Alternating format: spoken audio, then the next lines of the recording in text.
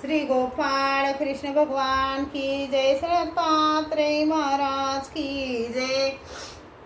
माझे सर्व भाविक भक्त, माझे गोपाळ कृष्ण स्वामी यांचे भक्त, माझे दयाळू मयाळू माझे माय बाप श्री चक्रधर स्वामींचे भक्त आपण ऐकून राहिलो। आता परमेश्वर कसे आहेत पहा। परमेश्वर हा नित्य व निराकार असून अनादीचा एक स्वतंत्र पदार्थ आहे। परमेश्वराचे स्वरूप ज्ञानमय, आनंदमय, प्रकाशमय, ऐश्वर्यवंत, सामर्थ्ययुक्त आहे।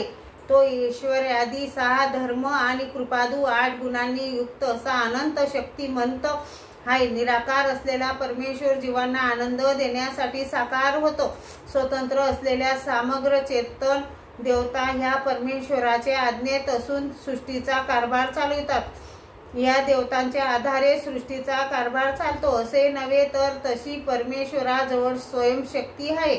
परंतु देवता ह्या परमेश्वराच्या सेविका असल्यामुळे आणि त्यांचे प्रेम परमेश्वरावर असल्याने त्या स्वयंभू आपल्या इच्छेने सृष्टीची कामे परमेश्वराच्या मनोधर्माने करतात। राज्य घटनेप्रमाणे राजाचा कारभार चालतो, तसे परमेश्वर विश्वाचा राज्यकारभार चालवितात।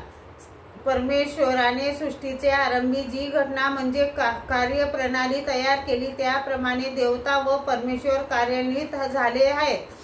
परमेश्वराने सृष्टीची रचना का केली याचा थोडक्यात परामर्श घेऊ। मागे सांगितल्याप्रमाणे 4 पदार्थ हे निराकार स्वरूप स्थितीत होते। जीव, देवता, प्रपंच ह्या 3 पदार्थांविषयी असे म्हणता येते की चेतन देवता ह्या स्वानंदात निमग्न आहेत।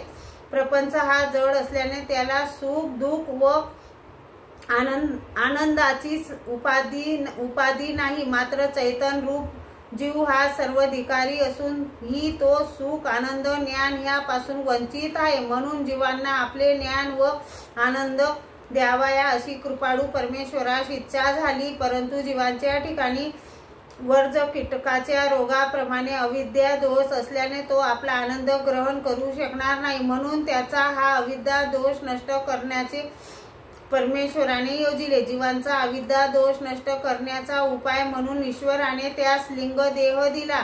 नंतर सृष्टी रचना करून मानवी व प्राणी मात्राचा स्थूल देह दिला आणि या दोन्ही जीवांना ज्ञान द्यावे व त्यांची अविद्या नष्ट करावी या हेतूने परमेश्वराने प्रधान चैतन्य देवतेला सृष्टी रचनेची जाणीव दिली। चैतन्य देवता व अन्य समग्र देवता वर्गाने परमेश्वर प्रकृतीनुसार सृष्टी रचना केली।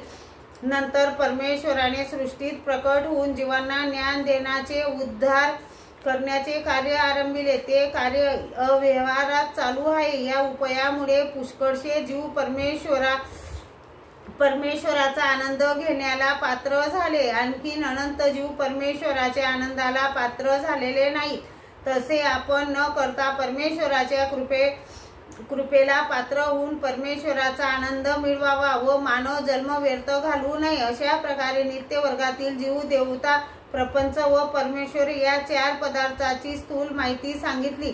परंतु जगातील तत्वज्ञानांनी नित्य पदार्थ म्हणून कोणी 1, कोणी 2 तर कोणी 3 अशी वेद, उपनिषद, आगम ग्रंथाच्या आधारे आपापली मते मांडली आणि यातील सत्य काय ते मांडताना बरीच वैचारिक अज्ञाप हा वाद संपला नसून कोणा एकाच्या मत प्रतिष्ठा पावलेले नाही। तत्वज्ञानांची मते सत्य ही असत्य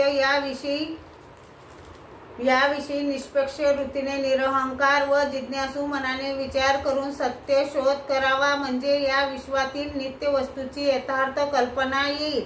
श्री गोपाळ कृष्ण भगवान की जय।